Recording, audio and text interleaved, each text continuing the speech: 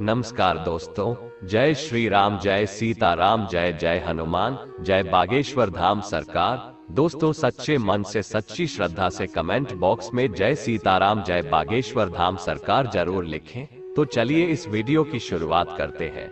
दोस्तों, हम आपको जीवन की एक ऐसी सच्चाई के बारे में बताने जा रहे हैं जो अक्सर आपको कोई भी नहीं बताता है, और यदि यह गलतियां आप भी कर रहे हो तो आपको जिंदगी भर पछताना पड़ेगा।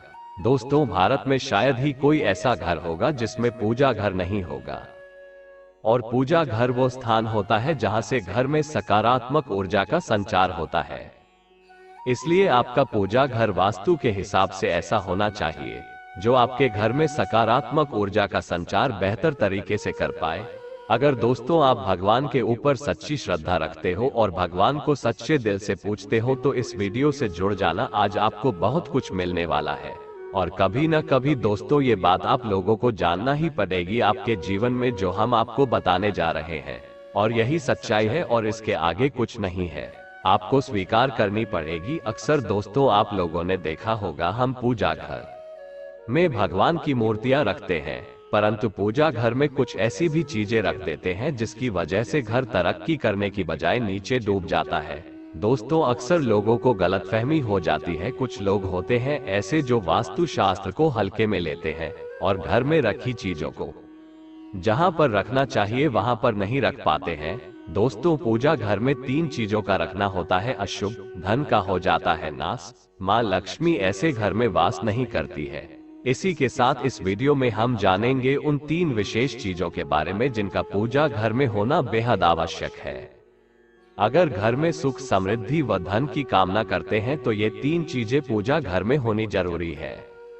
दोस्तों, स्वयं भगवान श्री कृष्ण ने बताया है, प्रत्येक मनुष्य अपने घर में एक छोटा सा पूजा घर अथवा मंदिर अवश्य बनाता है, जिसके अंदर वह अपने सभी प्रिय देवी देवता तथा उनसे जुड़ी महत्वपूर्ण चीजें श्रद्धा भाव के साथ रखता है। वह अपने मंदिरों में देवी देवताओं की तस्वीरें, पूजा पाठ का सामान इत्यादि चीजों को भी रख देते हैं। परंतु हमारे शास्त्रों में मंदिर के अंदर कुछ चीजें रखना जितना फलदायक होता है, उतना ही कुछ चीजों का रखना अमंगल और अशुभ होता है। दोस्तों, आपके पास अभी जितने भी काम है उनको साइड में रख दीजिए। ध्यान पूर्वक जो आपको बताया जा रहा है उसे देखिए और सुनिए। ये कुछ वस्तुएं ऐसी हैं जिनसे घर में नकारात्मकता बनी रहती है और लड़ाई झगड़े, कलेश और नुकसान ही नुकसान होता है। आज हम जानेंगे ऐसी ही अशुभ चीजों के बारे में जिन्हें कई लोग जाने अनजाने में घर के मंदिर में रख देते हैं। अगर आपके भी मंदिर में ऐसी चीजें रखी हुई है तो उन्हें तुरंत वहां से हटाकर किसी दूसरे स्थान पर रख दें।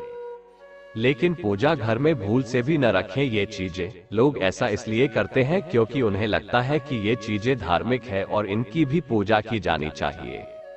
दोस्तों, भगवान श्री कृष्ण कहते हैं कि कलयुग में मनुष्य कुछ अशुद्ध चीजों को धार्मिक मानकर उनकी पूजा करेगा, जिसे शास्त्रों में वर्जित माना गया है। भगवान श्री कृष्ण ने इसकी भविष्यवाणी पहले ही की हुई थी कि कलयुग में मनुष्य अधार्मिक और अशुभ चीजों की भी पूजा करेगा। दोस्तों, सबसे पहले बात दीपक और धूपदान। दोस्तों, भारत की परंपरा मिट्टी से जुड़ी हुई है, इसीलिए मंदिर में पारंपरिक मिट्टी का दीपक अवश्य होना चाहिए। अगर आप मिट्टी का दीपक नहीं रख सकते हैं तो धातु के दीपक का उपयोग करें। अगर भगवान में आपकी आस्था ज्यादा हो तो आप उपला रखकर गुड़ और घी का धूप भी दे सकते हैं।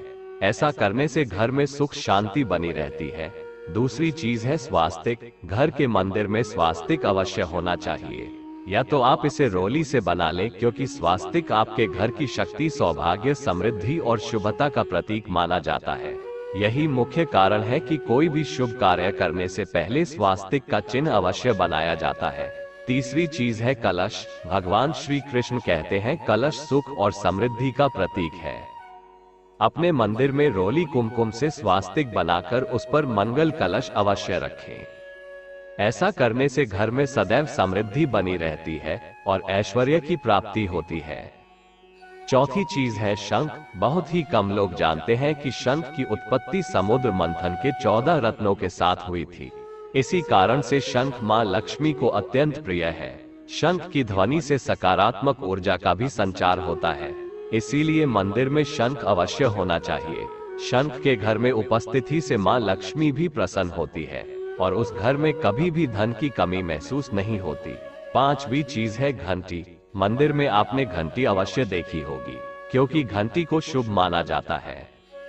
इसीलिए जब घर के मंदिर में घंटी की आवाज होती है, वहां का वातावरण शुद्ध और पवित्र बनता है। जिस घर में पूजा के दौरान घंटी बजाई जाती है, उस घर के आसपास की सभी नकारात्मक शक्तियां दूर हो जाती है और साथ ही सुख समृद्धि के द्वार खुलने लगते हैं। तो दोस्तों, ये है वो वस्तुएं जिन्हें घर के मंदिर में जरूर रखना चाहिए। आइए अब जान लेते हैं कि घर के मंदिर में कौन सी चीजें कभी भी नहीं रखनी चाहिए। सबसे पहली बात, गणेश जी की विषम संख्या में मूर्ति। घर में कभी भी गणेश जी की मूर्ति 1, 3 अथवा 5 ऐसी विषम संख्या में न रखें। अपने मंदिर में गणेश जी की केवल 2 मूर्तियां रखें, इसे शुभ माना जाता है। अगर आप अपने मंगल की कामना करते हैं तो गणेश जी की मूर्ति मुख्य द्वार पर अंदर की तरफ मुख करके लगा लें। कई लोग ये गलती करते हैं कि मुख्य द्वार पर गणेश जी की मूर्ति बाहर की ओर मुख करके लगा देते हैं, जिससे उन्हें काफी नुकसान का सामना करना पड़ता है। अगर आप चाहें तो मुख्य द्वार के दोनों ओर लगा दें या फिर मुख्य द्वार के अंदर की ओर लगाएं, लेकिन खाली बाहर की ओर कभी भी नहीं लगाना चाहिए। दूसरी चीज, टूटे हुए चावल। अपने मंदिर में कभी भी टूटे हुए चावल न रखें। इसके साथ ही पुराने चढ़ाए हुए चावल अधिक समय तक न रखें, यह नकारात्मक ऊर्जा फैलाते हैं।